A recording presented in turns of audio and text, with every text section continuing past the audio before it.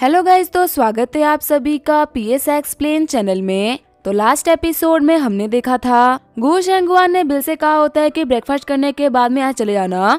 जू हाई बोल रहा होता है बिल तुम्हें यहाँ के रूल्स एंड रेगुलेशन को नहीं तोड़ना चाहिए था। देखा तुम्हें यहाँ पे बाहर निकाल दिया ना। ये तुम्हारे यहाँ की आखिरी मील होने वाली है तो पेट भरे खा लेना।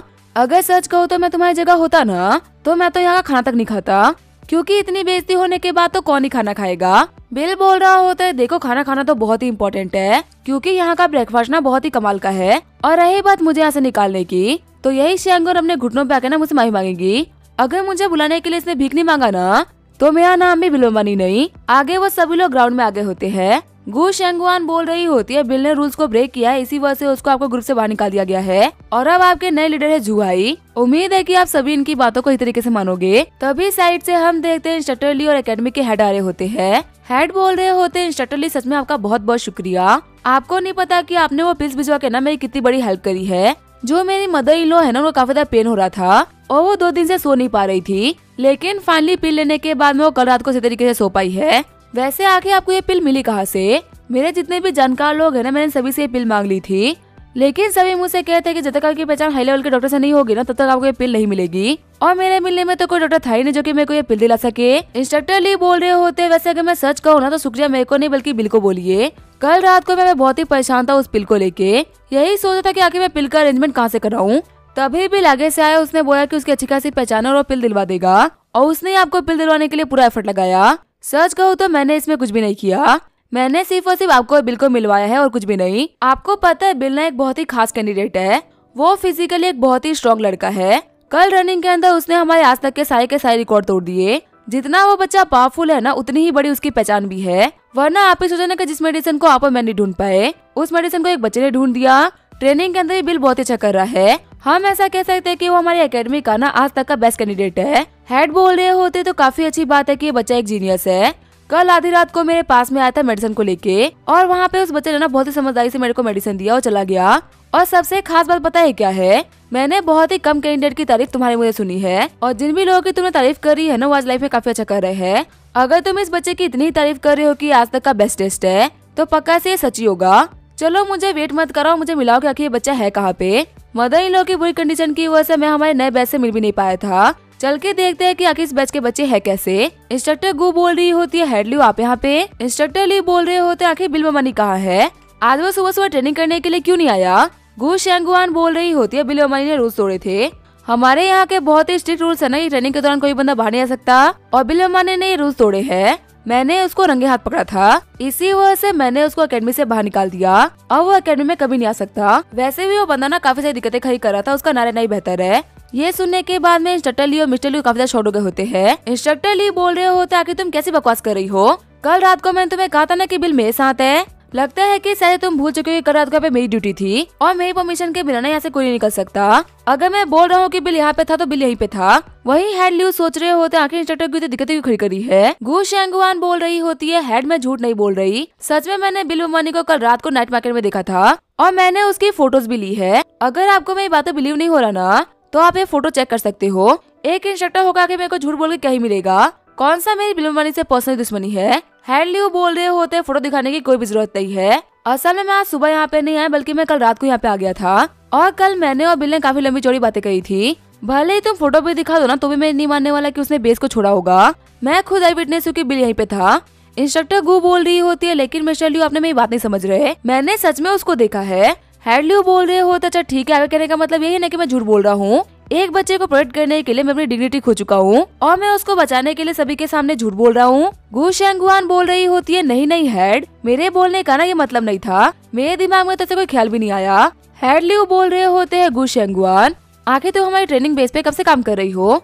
उसके बावजूद भी तुमने एक बच्चे का खराब करने से पहले एक बार भी नहीं सोचा? तुम्हारे पास में ऐसा भी कौन सा एविडेंस था जिसकी वजह तुमने बिल्कुल ऐसे निकलने के लिए बोल दिया? और जहाँ तक मुझे इंस्ट्रक्टर ली ने बताया है वो ना इस साल का बेस्ट कैंडिडेट है, तो इतने अच्छे बच्चे को बिना किसी बात के निकालना तो गलत बात है ना। अगर सच कहूँ ना इंस्ट्रक्टर गू तो आपने मुझे बहुत ही डिसअपॉइंट किया है, मुझे कभी भी आपसे ये उम्मीद नहीं थी। इंस्ट्रक्टर गू बोल रहे होते हेड मुझे माफ कर दीजिए, सारी की सारी गलती मेरी थी, मुझे चीजों के ऊपर ध्यान देना चाहिए था। हेड ल्यू बोल रहे होते मैं इस मैटर के बारे में ना और कुछ नहीं बोलना चाहूंगा, फटाफट से बिल को वापस लेके आ जाइए। उसके बाद ये मैटर ना ये पे खत्म हो जाएगा। गु शेंगवान बोल रही होती है लेकिन मुझे पता नहीं है कि बिल कहाँ है। तभी इंस्ट्रक्टर ली बोल रहे होते हैं गु शेंगवान बच्चों की ट्रेनिंग को ना मैं संभालूंगा, तुम जाओ जाके बिल को ढूंढो, वो पक्का से दूर नहीं गया होगा, आसपास में ही होगा। गु शेंगवान बोल रही होती है ठीक है मैं जा रही हूँ। वही शेंगवान को इतना शर्ट देख के जू एकदम शॉर्ट हो गया होता है। जू हाई बोल रहा होता है इनके साथ तो बहुत ही बुरा हुआ। वही ग्रीन वाली लड़की बोल रही होती है कुछ लोगों को तो लगा था ना कि हमारा लीडर जा चुका है और अब वो यहाँ पे ना सब कुछ कर सकते हैं जो कि उनकी मर्जी कर रही है, क्योंकि यहाँ से टॉप बंदा जा चुका है। इसी वजह से यहाँ पे ना इन लोग की पावर बढ़ जाएगी। लेकिन लगता है कि इन लोग का सपना ना सपना ही रह जाएगा। सच में कुछ लोग की कंडीशन देख के ना बहुत ही मजा आ रहा है। ये लोग ये कंडीशन डिजर्व करते थे। बिल का रूममेट बोल रहा होता है यहाँ पे बहुत सारे लोग हैं ना जो कि बिल के साथ में कम्पीट करना चाह रहे थे, पर उनके पास में इतनी स्ट्रेंथ नहीं थी कि वो बिल को हरा दे। इसी वजह से उनके जाने की न्यूज सुन के ना कुछ डरपोक काफी ज्यादा खुश हो रहे थे। लेकिन उन लोगों को नहीं पता कि जब तक जंगल में शेर है ना ये चूहे उनका कुछ भी नहीं उखाड़ सकते। इंस्ट्रक्टर ली बोल रहे होते बच्चों में तुम लोगों को ना कुछ खास ट्रेनिंग नहीं दे रहा, बस आप लोगों को 5 किलोमीटर की दौड़ लगानी है। वहीं जो गु शेंगवान होती है वो एकेडमी के डोमेट्री में आ गई होती है। बिल के कमरे के सामने नॉक करते हुए शेंगवान बोल रही होती है बिल क्या तुम यहाँ पे हो, लेकिन अंदर से कोई भी जवाब नहीं आता। बिल का नंबर डायल करते हुए शेंगवान बोल रही होती है अंदर से कोई भी आवाज नहीं आ रही, लगता है कि मेरी वजह से वो यहाँ चला गया है। फिर कॉल करते हुए शेंगवान बोलती है बिल तुम कहाँ हो। बिल बोल रहा होता है मैं तो निकल गया।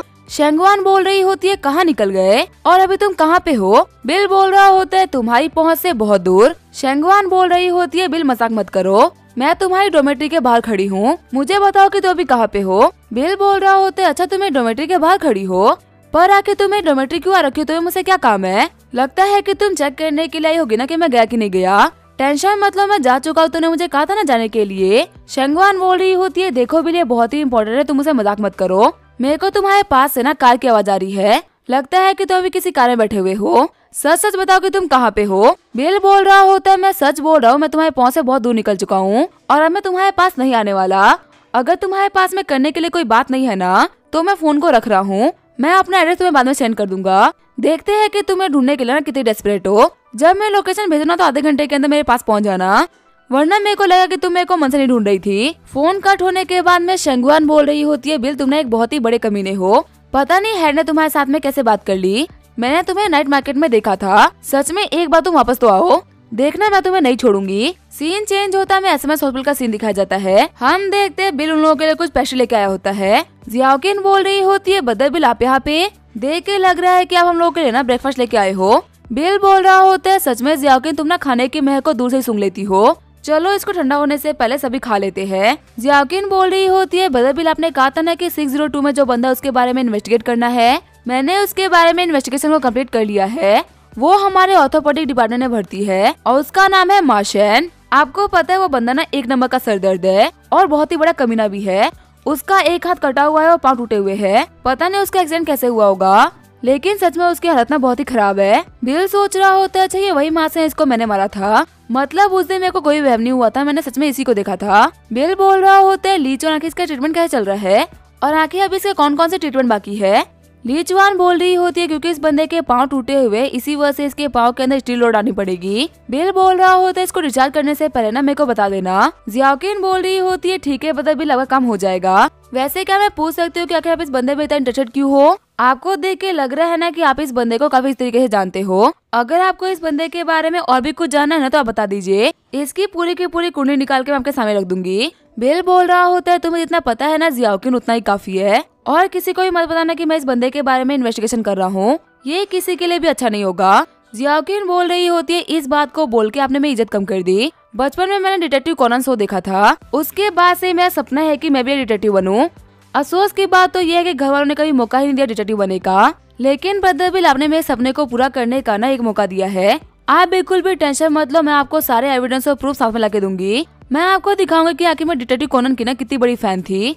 बिल बोल रहा होता है चलो ये तो काफी अच्छी बात है, देखते हैं कि सच में तुम डिटेक्टिव के काम में ना कितनी परफेक्ट हो। वैसे मेरा पेट भर चुका है, इसी वजह से मैं जा रहा हूँ। जब बिल हॉस्पिटल से बाहर निकलता तभी उसके फोन के ऊपर कॉल आता है। सैन तियानजू बोल रहा होता है मिस्टर बिल मिस के कार के ऊपर ना 2 बंदे पेंट फेंक रहे थे, लेकिन हम लोगों ने उनके काम करने से पहले पकड़ लिया, पता नहीं उन लोगों के क्या मोटिव थे, हम लोग को अभी तक पता नहीं चल पाया, इसी वजह से मैंने आपको कॉल किया ताकि आप उनसे आके पूछताछ कर सको। बिल बोल रहा होता है 1 सेकंड रुको मैं आ गया। फिर जो बिल होता है वो सैन तियानजू के पास आ गया होता है। बिल बोल रहा होता है बदरशन बताइए कि एग्जैक्टली हुआ क्या था। सैन तियानजू बोल रहा होता है जैसे कि मैंने आपको बताया ये लोग कुछ कर तो नहीं पाए, मिस रीटा भी बिल्कुल ठीक है और उनको इस मैटर के बारे में पता भी नहीं है क्योंकि ये लोग उनके कार के ऊपर फेंक रहे थे। आगे के मैटर के बारे में तो ये लोग बताएंगे जिन लोगों को हम लोगों ने बांध रखा है। बिल बोल रहा होता है ठीक है फिर मुझे उन लोगों के पास लेके चलो। अंदर हम देखते हैं सैन तियानजू ने उन दोनों बंदों को पीठ के ओर बांध के रखा होता है।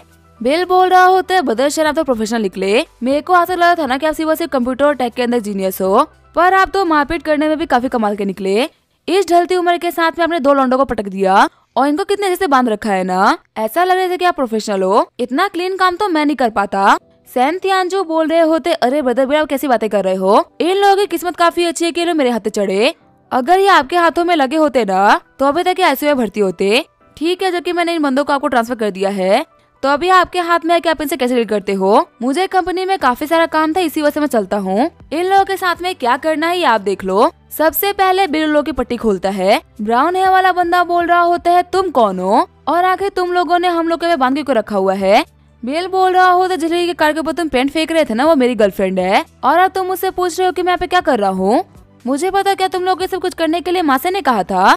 मासे ने कहा होगा पहले तुम मेरे गर्लफ्रेंड के कार के ऊपर पेंट फेंक दो और जब वो बेसमेंट में आया ना तो अपनी कार का यूज करते हुए जाना पाए तब तुम जाके उसके ऊपर अटैक करते और उसके पास में भागने का कोई ऑप्शन भी नहीं होता। सच में तुम लोगों ने यहाँ पे बहुत ही घटिया काम किया है। ब्राउन हेयर वाला बंदा बोल रहा होता है तुम किस मासन के बारे में बात कर रहे हो, हम उसको नहीं जानते। असल में तुम्हारी जो गर्लफ्रेंड है ना हमें दिखने में काफी अच्छी लगी और हमें लगा कि हमें इतनी कमाल की लड़की को छेड़ना चाहिए, इसी वजह से हम ये सब कुछ कर रहे थे। तुमने यहाँ पे जो भी कुछ कहा ना कि हम क्या करने वाले थे वो सब कुछ बिल्कुल सच था, लेकिन आखिर मासेन कौन है इस चीज के बारे में हम कुछ भी नहीं जानते। तभी बिल आगे बढ़ते उस बंदे को घुटना मार देता है। बिल बोल रहा होता है तुम्हें क्या लगता है क्या मैं कोई बेवकूफ हूँ, कोई गधा ही होगा जो कि कंपनी के बॉस के ऊपर ना ऐसे अटैक करने चलेगा। मासेन से मिले होने के बाद भी तुम इस बात को नहीं मान रहे कि तुम उससे मिले हुए हो, लगता है कि तुम लोगों को मैं कोई बेवकूफ दिख रहा हूँ। आगे हमें 10 मिनट बाद का सीन दिखाया जाता है। सैन तियानजू बोल रहा होता है सब कुछ कैसा रहा। बिल बोल रहा होता है मैं ज्यादा नहीं मारा, अगर इन लोगों को अभी कभी आईसीयू में भर्ती कर दिया जाए ना तो इन लोगों के बचने की पॉसिबिलिटी तो है। सैन तियानजू बोल रहा होता है सच में ब्रदर बिल अपना बहुत ही टफ हो, मुझे लगा ही था कि आप इन लोगों को नहीं छोड़ोगे। बिल बोल रहा होता है आगे मैटर ना आप संभाल लीजिएगा, इनको हॉस्पिटल भेजना या फिर कब्रिस्तान ही आपके ऊपर है। सीन चेंज होता है, हम देखते हैं हुआजिन को जो कि मासन से मिलने के लिए आया होता है। हुआजिन अपने बंदों से पूछ रहा होता है सब कुछ कैसा रहा। उसके बंदे बता रहे होते हमने उस लड़की की रीटा को ना काफी दिनों तक फॉलो करा और हमें ये पता चला कि ज्यादातर टाइम वो लड़की ना अकेले ही रहती है, वो जो खतरनाक बंदा है ना बिल अंबानी वो उसके साथ नहीं है। मासेन बोल रहा होता है तुम्हें पता है हुआजिन मैंने अपने बंदों को भेज रखा है ताकि वो लोग मौका पाते ही ना उस लड़की को डरा धमका सके। मुझे लगता है कि मेरे बंदे जल्दी अपना काम खत्म करके आ जाएंगे। हुआजिन बोल रहा होता है जितना जल्दी हम इस मैटर के ऊपर डील कर लेना उतना ही अच्छा होगा। वैसे भी उस बंदे के आने से पहले जो भी काम हो जाए ना वो काफी अच्छा है क्योंकि वो बंदा काफी ज्यादा रूथलेस है। मैंने चाहता कि उस बंदे का ना हम लोगों से फिर से पंगा हो। मासेन बोल रहा होता है मिस्टर ली हुआजिन मैंने उस बंदे के बारे में ना इन्फॉर्मेशन निकाली है, वो बंदा वही टेंस ग्रुप का प्रेसिडेंट है बिल अंबानी और उसे अपने कंपनी के मैटर से कुछ खास फर्क नहीं पड़ता, चाहे कंपनी का बड़ा मैटर हो या फिर छोटा मैटर, वो कंपनी के लोग ही संभालते हैं। जब तक चीजें हाथ से बाहर नहीं निकलती ना वो इंटरफेयर नहीं करता। शॉक्ड होते हुए ली हुआजिन बोल रहा होता है क्या बिल अंबानी ये बम्बई टेंस ग्रुप का प्रेसिडेंट है। इस कंपनी के बारे में ना मैं थोड़ा बहुत जानता हूँ। सभी लोग बोलते हैं कि इस कंपनी का मालिक ना बहुत ही मिस्टीरियस है और वो एक बहुत ही कमाल का विजनरी भी है। पहले हमारी कंट्री के अंदर फोटोलिथोग्राफी मशीन नहीं बना करती थी, लेकिन इस बंदे ने अकेले ही ना फोटोलिथोग्राफी मशीन को हमारी कंट्री में इंट्रोड्यूस करा। चीज में भी इसके पास ना वर्ल्ड से बेस्ट टेक्नोलॉजी है, हर चीज के मामले में ना ये बंदा काफी अच्छा कर रहा है। तभी मासेन के फोन के ऊपर कॉल आता है। कॉल करते हुए मासेन बोल रहा होता है हेलो कौन। तभी बिल बोलता है मैं बात कर रहा हूँ बिल अंबानी, मेरा तुमसे एक सवाल था, तुम्हें तुम्हारा एक हाथ खोने के बाद में कैसा लग रहा है। काफी चीजों में तुम्हारी दिक्कतें बढ़ गई होगी ना, तुम सही से खा नहीं पा रहे होगे, जा नहीं पा रहे होगे और अगर जा भी पा रहे होगे ना तो धो नहीं पा रहे होगे। मुझे सच में कभी कभी लगता है कि मैंने तुम्हारे लिए काफी सारी दिक्कतें खड़ी कर दी है और इसी वजह से मेरे को तुम्हारे लिए ना पर्सनली काफी बुरा भी लगता है, पर जब मेरे को तुम्हारे लिए बुरा लगना स्टार्ट ही होता है ना तभी तुम कोई ना कोई बड़ी दिक्कत खड़ी कर देते हो। मैंने तुम्हें पहले भी कहा था कि अगर तुम्हारी वजह से मेरे ऊपर कोई भी दिक्कत आई तो मैं तुम्हें नहीं छोड़ूंगा, पर लगता है कि तुमने मेरी बातों को ना बहुत ही हल्के में ले लिया। अब मैं जल्दी ही तुम्हारे पास आ रहा हूँ ताकि मैं फेस टू फेस चीजों को कन्फ्रंट कर सकूं। मेरे को जानना है कि तुम्हें मुझसे दिक्कत क्या हो रही है, क्यों एक बिजनेस डील के चक्कर में ना खुद की जान लेने पे तुले हुए हो। तुम्हें पता तुम जिस डील के चक्कर में पड़े हुए हो ना वो कुछ बिलियंस की है और ऐसी रोज 10 डील्स में रिजेक्ट कर देता हूँ, तो फिर इतनी छोटी सी डील की वजह से मेरी फैमिली के ऊपर दिक्कत आ रही है, मुझे बहुत ही इरिटेट कर रहा है। और अगर यहाँ पे बात मेरी कंपनी की होती तो मैं तुम्हें माफ कर देता, क्योंकि अगर सच कहो ना तो मुझे मेरी कंपनी से कोई फर्क नहीं पड़ता, पर तुम यहाँ पर दिक्कतें मेरी गर्लफ्रेंड की कंपनी के लिए खड़ी कर रहे हो और उसने अपनी कंपनी को बहुत ही मैन से खड़ा करा है और वो अपनी कंपनी के साथ में कुछ भी गलत होते हुए नहीं देख सकती। मैं तुम्हें वार्न कर रहा हूँ, एक अच्छे इंसान को ना पोक मत करो, ये तुम्हारे लिए बिल्कुल भी अच्छा नहीं होगा। बाकी तुम्हारी मर्जी, अगर करना ही है तो करना, फिर देखना कि मैं क्या करता हूँ। अब इसका क्या होगा हम देंगे नेक्स्ट एपिसोड में। तब तक के लिए और देखने के लिए थैंक यू।